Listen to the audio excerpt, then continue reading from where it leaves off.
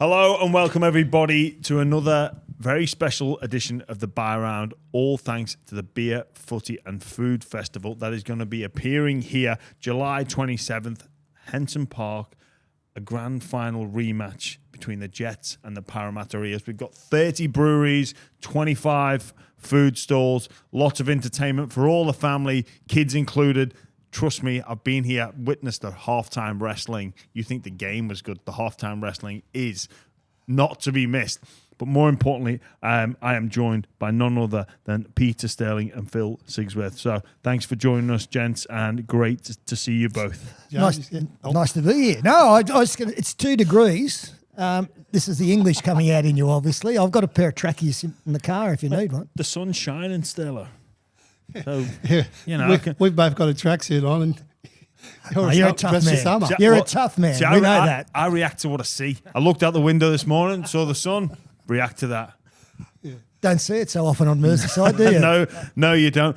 Gents, I'll come to you both straight away from the top. Just some memories of this ground, what it was like playing here. You both walked in and were instantly transported back to yesteryear. Well, I remember playing my first game here, actually. It was against Parramatta. And it's funny how we've come together today, and that's how it was. And I remember running onto the ground, and Mick Cronin was in the centres with Glenn West, I think it was. They're both two very big bobbers. And I got out to the front and I went, oh, geez, I'm going to have my work cut out here today. I was only an 18-year-old, and I felt the best ever. And it was a really weird experience because, I've been on the hill a couple of times, and playing against Parramatta, I guess they were always a good side. And I remember making a break. And anyway, who should run me down but Eric Groth? And I thought it was going to be me. But no. Phil, what did you prefer, being on the hill or being in the field? Oh, the Jet Lounge, mate. You could have your own beers. They brought them to you, the whole lot. And Siggo really made a revelation up there in regards to, making it the Jets bar. And that's what they called it. So, there was beer, champagne, everything going on. What was it like, the atmosphere on the hill? They let you know their feelings, and did it get a bit rowdy a few times? Obviously, the hill can get quite slippy with a few drinks, and maybe it's not really the most covered ground in the world. I can only imagine what it was like. Well, mate, at those days there was some very slippery people around Newtown area. It was an area where no one wanted to live there. House prices were so, $16,000 you could have bought a house for. And, mate, and now today, well, you'd be talking 1.6, something like that. So, yeah, it was a bit crazy. It was still a good place to go, but a really good crowd, And I remember the first year in first grade, we won our first game, we won our last game. And I was listening to the radio next day, bloke from Triple N said, Jesus, Newtown's a good side, aren't they? He said, they know how to start a comp and know how to finish a comp. But, geez, someone's got to tell them there's one in between. Mate, I never liked coming here, to be honest. I know it's a nostalgic ground, but I never had much success here. First thing I did when I arrived here today, 40 years since I've been here, Jimmy, so I haven't missed it that much, clearly. I went over into the showers and turned the hot water on just to see if there was any, because there never was on all the occasions that I came out here. My 21st birthday, You're a bit precious, aren't you? Needing the hot water. Mate, absolutely. Jeez, come on. My 21st birthday, I played at this ground, and we were going great. Newtown were going ordinary, and very poor celebration that night because we got rolled. So not the best memories as a player, but as a fan, it would have been fantastic. Like, it's got a real feel to it. It's got character, this place. And you still look now at the grandstand, and it hasn't changed that much. Obviously, the facilities are a little bit better, but it wasn't an easy place as an opposing player to come. Even just like the proximity, and Phil, you spoke about where it is in Newtown, but you walk past someone's house and then you're in the ground. It's in the middle of a housing estate. Yeah. It reminds me a lot of some of the old grounds in England that I used to play at, and used to go watch Everton at. You walk past and it's like, oh, I'm in a street. Next minute, there's the stadium. If it was being built today, obviously it's on prime real estate. It'd be built out in the middle of nowhere. Now you pay a price for that. there isn't as much atmosphere. There's not as much, resources and facilities in and around those secluded stadiums. But here, you've got it all. People walking up to the stadium, plenty of things to see and do around the ground. So that just builds for that atmosphere. Yeah, it's a real local crowd, and all the people from Newtown, and it's really unbelievable that there are so many people that still follow Newtown, and they're really interested in everything that's coming out of here, and it's really got that feel about it. And I guess that's how the Jets had, for me as a player, that they have that feel. And I guess Sterling, you just spoke about coming here, and the feel was we're not going to do too good today. Well, it was a real community that you were coming into. Like Henson Park Hotel is just down there. I'm going to visit. I'm going to have a counter lunch on the way home, just for old nostalgia Let me tell you, but it'll be packed. Yeah, it's a foundation club, Newtown. I think them and Glebe were the first two clubs into the the competition type thing. I loved the old blue bags. You go back to your old club Canterbury with the berries. You go back and have a look at those kind of things. And I'm a bit of I like the history of our game, and Newtown is a big part of that for the very fact that they've been around for so long. And the fact that they've been able to maintain a presence in a competition, I think has been really important. Just how much of a fortress was it? To come here? It wasn't a fortress, but it was a difficult place to come. You never... The conditions were never, it always seemed to be wet and muddy and cold showers. I know I've said that a few times, but that's a big memory of this joint. It's in vogue now, getting cold showers. Like, it's all the fitness rage. Have a cold shower, have an ice bath. Sterlo, they were just future-proofing. The innovation shown by the Jets to have cold showers. Maybe they were just ahead of the game. But the other thing about the ground was the parking. When I grew up and was playing up around Raymond Terrace, up around Newcastle, I played at grounds where the cars would come in, and at night sometimes the headlights was the best illumination that you'd get going into a early evening type thing. But they're still parking around the ground here now, and that takes you back. Those kind of grounds where you can get right in. But would you drive to the game, or would you come on the? No, we drive. Yeah. So you drive your car to the game. Yeah. Even the away games. Yeah. Well, Henson Park was away. Yes. Yeah. Oh, you mean all up? The whole team. So it'd be. Yeah. No, we never. The only time we ever travelled. Parramatta and then the coach. Generally, if that was for finals football. Really? So we went to grand finals, but even that wasn't always the case. Mick Cronin was nearly late for a grand final because he got caught up in a traffic jam on his way up from Gerringong to the Sydney Cricket Ground. No, true story. Yeah. Well, Singo was going to try to get the Crow over to Newtown. And he said he'd give him his own personal helicopter to fly him up and fly him back. That was on the table to get Mick Cronin to go to Newtown. They would fly him up and back a helicopter. Yeah. And he knocked it back. Yeah, lunatic, crazy. Mate, what a way to turn up to training every single day that would be. 35 minutes there, 25 minutes back. I thought, how good's this? That would have been brilliant. But so, Sterlo, right, you've bamboozled me here and you've taken me off the rundown. You got a rundown. Wow. We do, yeah. Okay. We're all because I watch your podcast and I've always assumed you didn't have one, but that's just me. Come on, where are we going? Driving to the away ground, like how far we've come, but that was just the norm for some of the legends of our game, and it's just funny how I'm a good driver, mate. It was never a problem. Yeah. I like my own company. There weren't as many cars around in then those days. So you wouldn't even get a car park pass. You'd just have to find street parking. There were some grounds you'd get it, but others you wouldn't. Back at a tennis club, that's where you could always get in. There you go. Even if you didn't have a ticket, just tell them you're a player, straight in. Yeah. Oh, mate, if I was running the club, I'd be telling knock those para players back. Just get in their heads. No, your name's not on the list. Sorry, Peter. Your name's not down. See, players, as you know better than anyone, they're creatures of habit. Yeah. And everyone's got their own routine as to how they want to approach a game. So I never had a problem with not all of us getting on the bus and travelling out there together because it was just that that was never for me. Did it on, as I say, for finals football, which was something a little bit different. But I liked going out to games. I'd get out there when I wanted to. I'd put my music on the way out. So it was a good routine for away matches. It was. Did you ever carpool with anyone? No. Now you make me feel like an outsider. No, I just. They used to call me Rust because I got into the car before anybody. You know what he's you were early. Yeah, I was an early bird. Yeah, my word. I used to like watching the prelim games, and because they used to have a third grade back then. Ah, yeah, of course, yeah. Yeah, and then they had the second grade. So you get there to see those. I'd get there to see the kid. Well, I was there only for a short time. I just wanted to see how my mates were going. See how that, and that used to, if they won, well, I'd be pumped up too, you know. So I said, yeah, we've got to do it. They could be taking my spot. Half-time reserve grade. That's when I had time to get there. So watch a little bit at the start of the second half, then go in and get changed. You know, nicknames, he said, Rust. He's got a long one, but one of the best ones. What's a packeter? That's his nickname.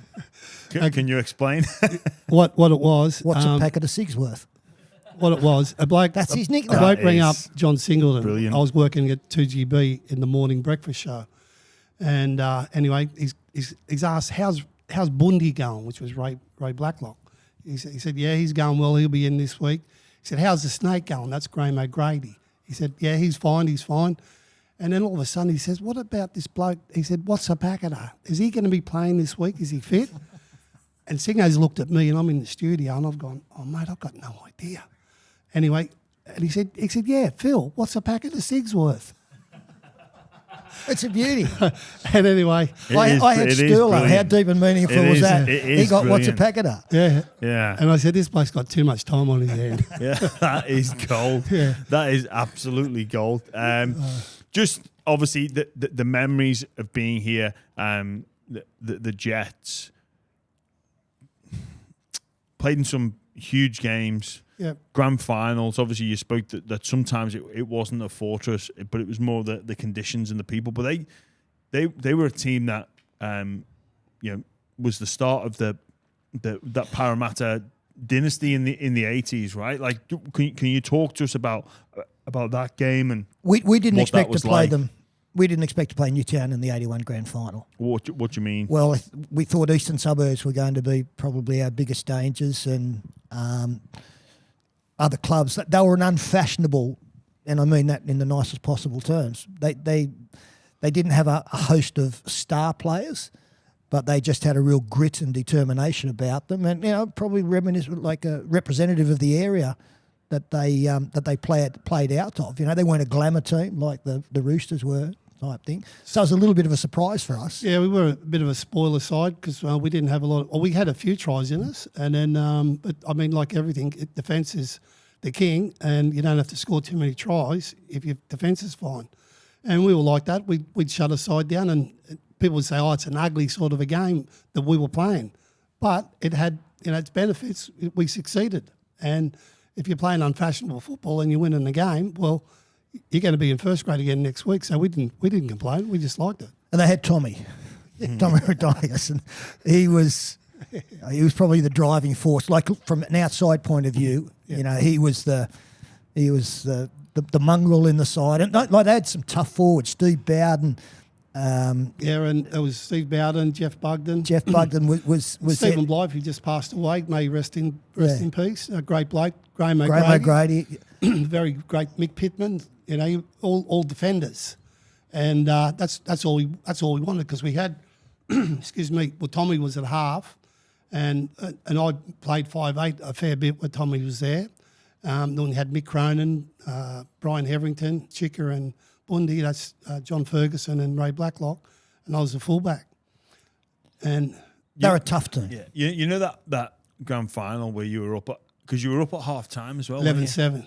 Yeah. Yes. Up at half time. Yep. What was it like for you still? You're thinking you're not going to play this team, this sort of defence oriented side, scrappers, unfashionable, all these words that you've associated with the Newtown team, and they're ahead. It was a concern. It was a problem. And Tommy cheated to extend the lead when he got Greg Hartley to get in my way so I couldn't tackle him before he scored a try. And that's when things looked really, bad type thing. But like we were a good side and we had great faith in what we could do, and we always felt as though we'd find a way to win over the 80 minutes. But when they skipped away, and they were a tough side to run down. You don't make a grand final unless you deserve to be there. Unless you've established yourself as one of the best two teams in the competition, and that's what they went on and did that year. And they were tough to come from behind, and we scored some really good tries to win the game. But it's one of the greatest moments in my career when Mick Cronin kicked the conversion from the sideline that put us 6 in front. That's the only time that I knew that we were going to win that game. But up until then, I think he only missed one kick, didn't he, on the day? Well, he missed a couple in other grand finals, so he was probably due to have one decent. And he did, and he was a great kicker on the day.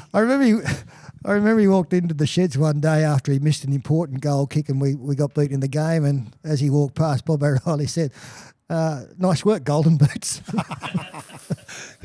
He's one of the funniest blokes of all time. Is he the bear? He was still funny, as silly as he's always been. Yeah. But it was a grand final. The first one that that Parramatta had ever won. Entered the competition in '47, so it's up there with the greatest achievements in my career. With that pressure as well to win the first, and you're behind against this team like. Well, we were 11-7, then Warren Ryan decided to change the whole front row, and he took off Craig Ellis. Craig Ellis was killing them. Barry Jensen, he was the hooker. They swapped him with Jimmy Walters. Barry Jensen had played State of Origin. And, mate, all of a sudden we didn't have a front row. Yeah. And that's when they got on top. And Phil Gould, he missed the goal, or not a goal, a sideline kick. Then they'd come up, and I remember that there was you, Sterlo, it was the Bear, you, and Graham Atkins, and you scored that try down the... And I still remember that try, and Jimmy Walters has reached out. He didn't have the feel for the game. And Warren Ryan had a brain explosion. I don't know why he changed. You don't change the front row, as you know. Mate, if the Jets win that game, we talk about defining moments in history, and I often think about what ifs and sliding door moments in life. Are the Jets still in the competition if they win that grand final? Yeah, without a doubt. Without a doubt, because I think there would be a lot of sponsors there that would have loved to support them. They've got one big sponsor at the moment. He's still there. He was there back in '81, and that's John Singleton, and mate, a real good friend of mine. And he would have went at no end to make sure that we got there. And I may have stayed there at the same time, because at the end of '81 they failed to pay the players, and they're under pressure financial wise. And then in 1982 they really disintegrated as far as money was concerned, and it wasn't my contract, I'll tell you, but it was someone else's. And then in 1983, that was the end for them to close down, because they just didn't have the support or the backing. And if we win that 81, the big ifs, if we do, no doubt we'd be still in the competition. Well, there is now that the expansion is on the agenda. It appears as though the competition is going to move to 20 teams. One of those teams that will be looking like they'll be the 18th is a bid from Perth.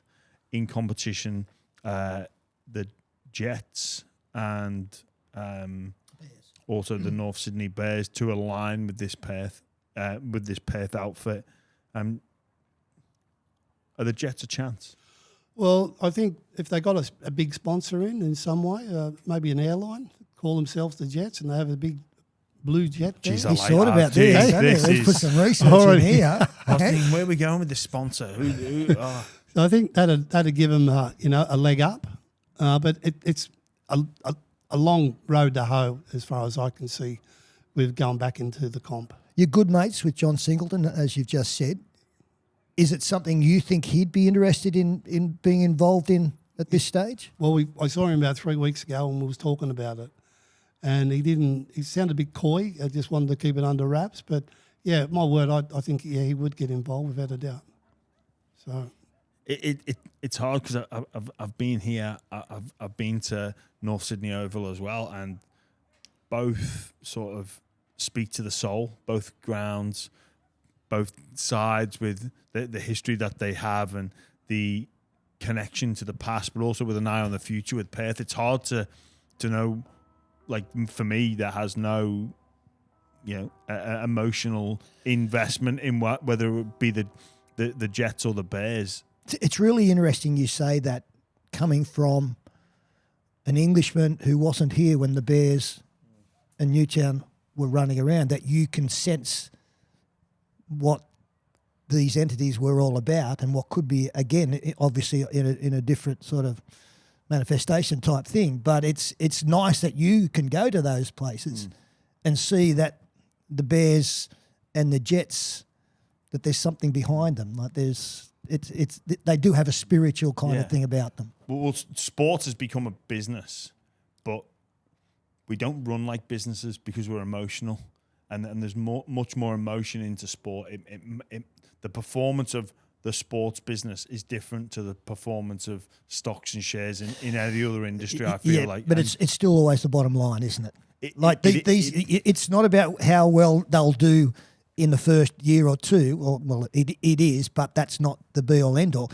It's will they be a viable entity in 20 years' time and 30 years' time? And that's what the decisions will be made on as to what kind of business plan is put forward. But if you've got support there that you can pick up that was already there and accelerate it and get more fans on the way through. But again, it's always just going to come down to the dollar, isn't it? Yeah, it'd be hard for Newtown because I think that they've got no junior league anymore.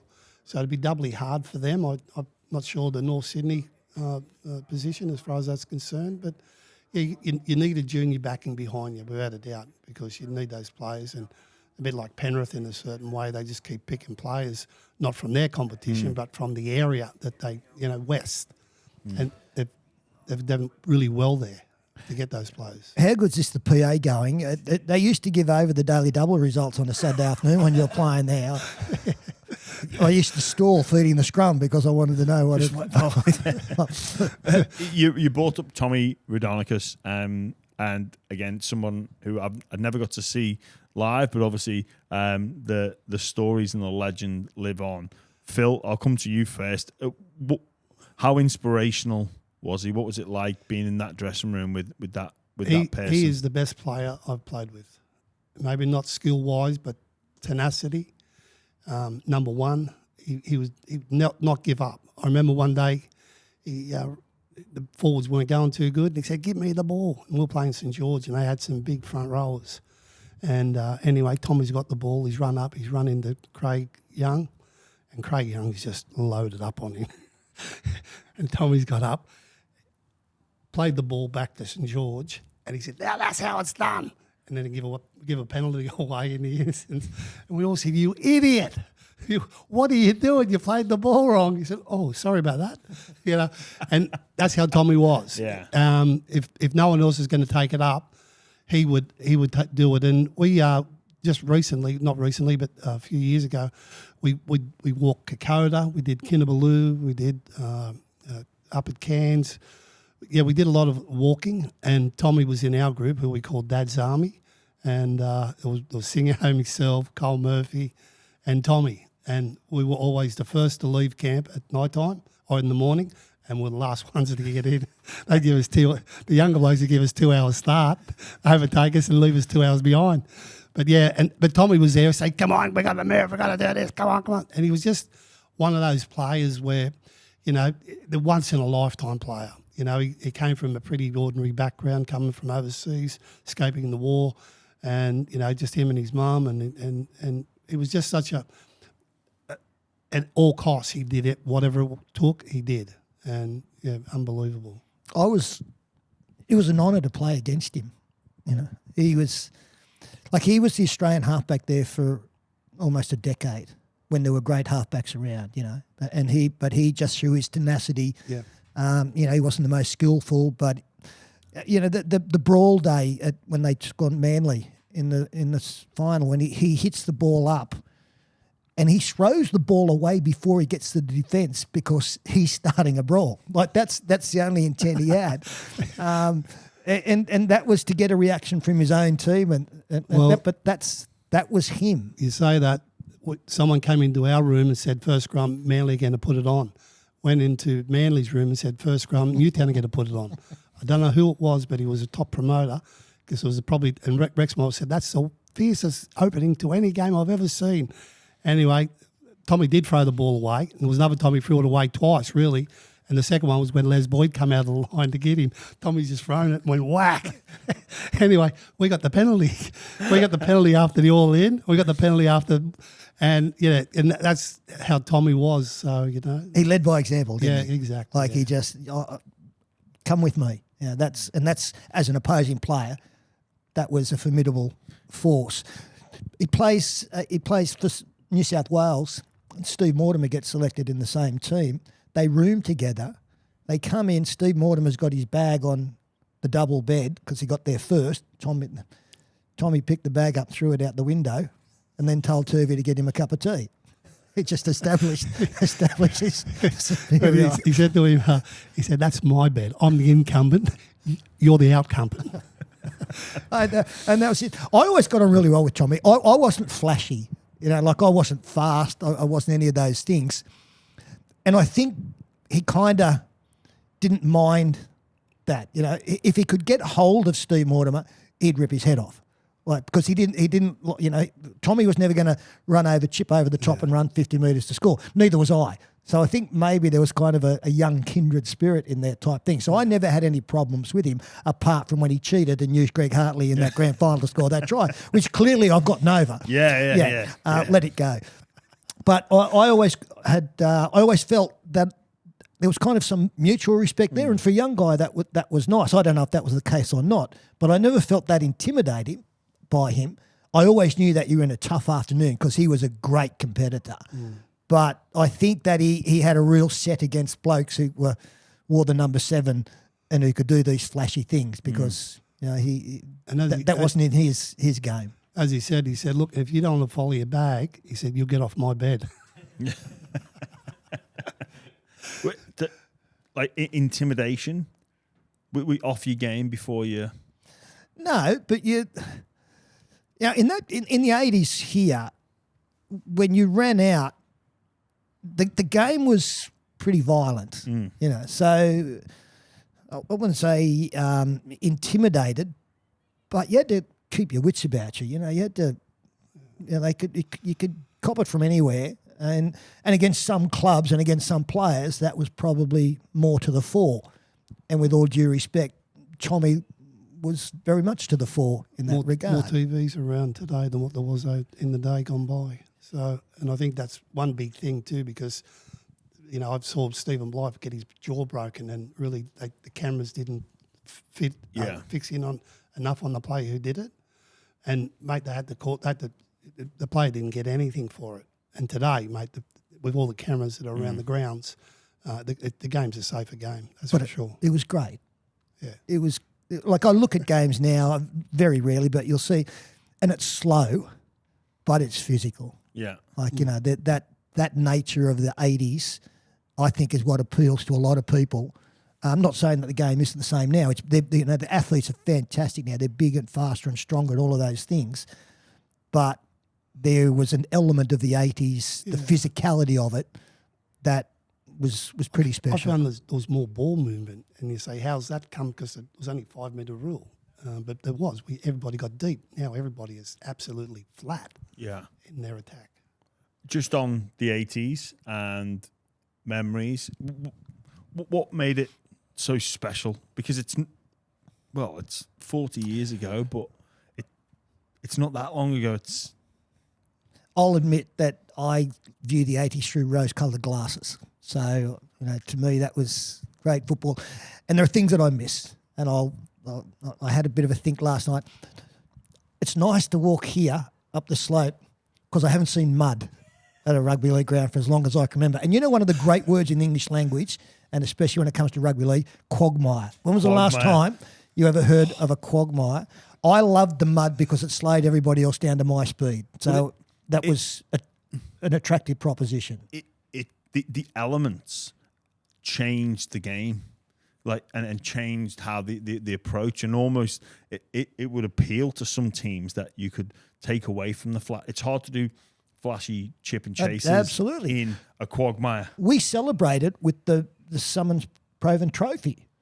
Like if there wasn't 4 feet difference between those two gentlemen, you wouldn't know who was Norman, who was Arthur. So it's just caked in mud. Mud. They were caked in mud. Yeah. Black boots. Yeah. How good black boots? My under-21s coach at St. Helens in like 2001, just as the flashy boots were starting to come in vogue, he said, "You will only play in my team if your boots are predominantly black." He's a good man. I don't care. Good coach. John Myler, his name was. I don't care who you are destined to be or what your contract is at this football club. You know, if you're going to be playing first team or whether you're just going to be in and around the 21s, that's all you're going to amount to. You do not play for me unless your boots are predominantly black. And he stuck to it as well. No one ever turned up in anything other than predominantly black boots. Things changed here, James, when Graham Langlands wore the white boots. 75 grand final, was it? Because we'd never seen that before, and it's the saddest thing ever because he's one of the greatest players our game's ever seen, and yet he has that association with that. But then eventually we now see green and yellow and that. If I'm a coach these days, I want my wingers to wear white boots. I don't want them wearing green boots. I don't want them wearing yellow boots because I'm not going to make it easy for the bunker. If it goes upstairs and my winger is close to the sideline, if you're wearing green boots or yellow boots or blue, it stands out that they're white boots. They might get it wrong. Can't tell if it's touching the line or not. We might get a try out of that. How do you think the bunker would have gone down in the 80s? It would have gone down. Yeah. There you go. Somebody would have blown it up. So, but it'd be interesting if the bunker was around in those days. But once again, the TVs weren't around, so it's pretty hypothetical which way you look at it. What else you enjoy about the 80s? I liked 3 p.m. Sunday grand finals, and I know having worked in the media now, I understand the reason why we don't have them. But well, is that not back to that conversation we had before about the business of sport, and is it all about the bottom line? Well, yeah, it is, but I think if you can maintain tradition in that somehow, then that's an important thing. It keeps that fabric of the game front and centre. And I think the grand final, I'd prefer to watch it at 3:00. As a player, I'd prefer to play it at 3:00. I didn't like waiting around all that time. Yeah, we all become used to something, and that's how it was. I mean, 3:00 that's the way the game was, and I prefer at 3:00 because as you get older, you obviously get married, have kids, and the kids can watch the footy and do whatever, but playing at the night time, well, they've got to go to bed because they've got school the next day. But I understand, having worked for Channel 9 for 30 years, I know why the game is on when it is. But because we're having this conversation and you've asked me my opinion, that is my opinion. One I will throw in, I know we're getting away a little bit from Newtown and Parramatta, but we're talking 80s. The players these days train more than ever before, and they pour so much into it, so they should be actually in the best ever position to play 80 minutes. And every player, all the way through the history of our game, have always trained to play for 80 minutes. So I think it's a shame that the vast majority of our forwards average, 40 to 50 minutes in a game? I prefer more fatigue in the game. I would prefer reserves to interchange. And I know that might sound a little bit far out, but if you had 6 you've got 5 now that don't start the game. You've got 4 interchange players plus an 18th man. Throw another man in, which wouldn't be that difficult to do out of your 30. So each week you've got 6 players that you can use any 4 of during the course of a game. Tactically, it puts a lot of onus back on the coaches as to how they use that. Generally, they'll keep 1 for the last 10 minutes just in case. Yes, there will be injuries and those kind of things, but there'll be more fatigue. And I think that I don't particularly like lauding forwards these days just because they play 80 minutes. But so back in the 80s, just correct me if I'm wrong, once you were subbed off, you couldn't go back on. You're out, yeah. And I think that also, as you're saying, first 10 minutes and the last 10 minutes, as you know, when you start to sort of get a bit tired, that was when people scored tries. It was just one of those things. And then the first 10 of each half and the last 10 of each half was very, in the way that they could have. There's more points scored because of the tiredness of the players. Wayne Pearce, one of the greats of our game, got his advantage in the gym and outrunning. Like he wasn't, and he won't mind me saying, because he wasn't the most skillful player, but he's one of the greats of our game because how hard he worked. And he was always a little put out by the fact that the opposition could have 3 or 4 different goes at him because he'd get on top of one bloke and they give him a rest and then he's got another brick wall in front of him type thing. I'm not sure about the reaction I'm getting here from me throwing up reserves instead of interchange, but it would add a little bit more fatigue, which when you do that opens things up for the ball players and for the smart one with the footy. And as I say, the players train so much these days. I can't see why we don't expect them to play 80 minutes every week. And you two would have been able to take advantage of that and get that feel for the game when the opposition is looking really fatigued, and then knowing that they can't just go to their interchange bench. I don't know if the modern day halves would have that same feel because it would be almost constant. Like it would. Well, that's a shame to think that's their job. Yeah, but is there a different feel in the opening 10 minutes to the last 10 minutes in today's game? It's probably not as great or as magnified from when you two played in the 80s because of the fact the fatigue, the fatigue and the interchange. Well, the only reason that it's different now is that for that very fact that I said, once a player gets tired, you put another brick in the wall. So it's harder for guys to operate. But in the regards halfback, to that's a different commodity again, because you need the halfback. Look at the State of Origin the other night with Moses. He killed him. And, and Nico Hine, he doesn't run enough ball, in my opinion. And I think that, you wouldn't replace a halfback. No. Obviously your front rower is number one. Your hooker, I don't think so. Second rower, yes. Injuries, yeah. That would be the big thing is looking after the welfare of the players, because you don't want a team finishing with 12 players. But I think 4 on the bench. It's I'm just throwing it out there as I'm a fan these days. I don't have any vested interests. I'm not working in the media. I'm not tied up with any. I'm a fan, and there are aspects of the game that I adore, but there's some that I don't like, and to me that one of those is the fact that I think interchange has changed our game. Yeah. Because it's I don't necessarily think the faster the game the better, but I think when there's more fatigue in there, that opens the game up. Well, it's constantly changing and adapting. Where I think when I first started playing in the mid 2000s, we were at 12, and now we're down to 8.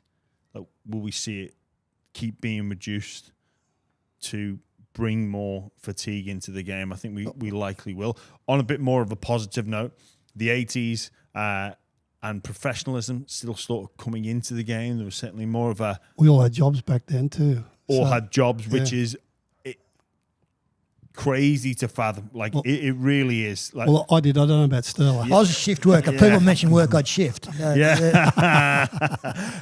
More after game recovery. You spoke about having the cold showers. That was your recovery, Sterlo. But any... We went out on a Thursday night.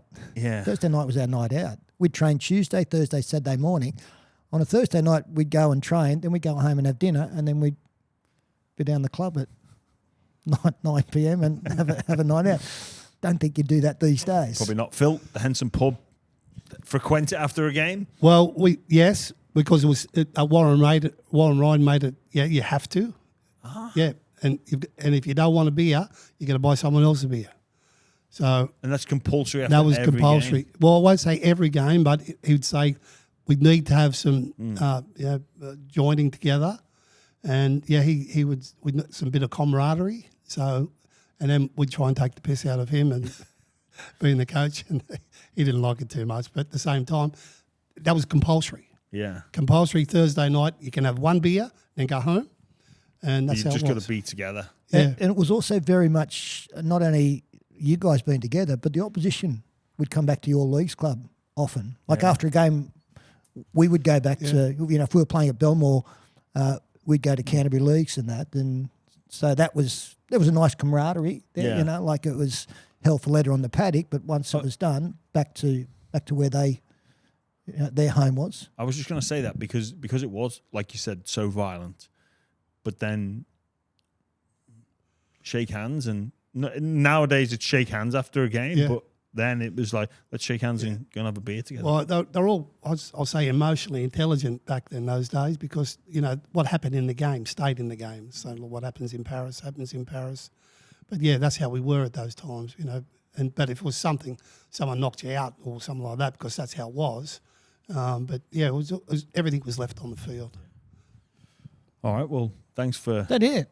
Yeah, Wow. that I reckon... The rundown, it's I reckon it's we run fit out. everything there. Yeah, so this is all thanks to the Beer Footy Food Festival. Do yourself a favour, gents. I know you live a couple of hours away, both Port Macquarie and... I can't tell you where I live. No. Let's not let our listeners into number 9 Smith Street. Oh, no, number 18 Walker Parade. I've always wanted to be on the hill here, and with the Beer and Beer Festival, mate, fantastic. Now I can be on the hill. So mate, really do yourself it is a great day out.